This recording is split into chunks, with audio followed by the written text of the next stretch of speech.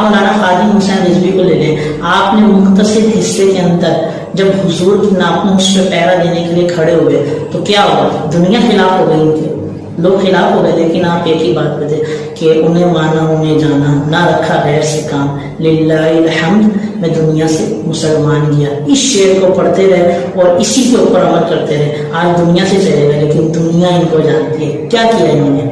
خود تو نہیں گئے سوشل میڈیا پہ، انہوں نے تو کسی کو بھی نہیں کہا کہ میرے کو مشہور کرو، صرف حضور کے دین کی خاطر نکلے، دنیا میں مشہور ہو گئے، دنیا ان کو جانتی ہے۔ تو جب آپ حضور کی دین کے کام میں آگے بڑھیں گے، حضور کے دین کو آگے پھیلائیں گے، اللہ کی رضا کے لیے آپ دین کا کام کریں گے، دنیا آپ کو جانے گی، دنیا آپ کے مقام کو جانے گی۔ آپ کو اللہ تبارک و تعالی سے اس کا اجر لینا ہے، آپ کو اللہ تعالیٰ عطا فرمائے گا۔ اور جب بندہ اللہ سے مانگتا ہے نا تو اس کو بہت ملتا ہے۔ دیکھو جب بندہ دنیاوی بادشاہ کے پاس جاتا ہے اور اس کی بارگاہ میں اس طرح کھڑا ہو جاتا ہے کہ یہ بادشاہ مجھے کچھ نہ کچھ دے گا، اور عاجزی کرتا ہے، انکساری کرتا ہے، اور وہ بادشاہ اس کو کچھ نہ کچھ انعام عطا فرما دیتا ہے، وہ بھی اس کو اپنے در سے جانے نہیں دیتا، وہ بھی کہتا ہے کہ یہ میری شان کے خلاف ہے، اگر میں نے بھیجا تو لوگ کیا کہیں گے کہ بادشاہ نے خالی ہاتھ بھیج دیا۔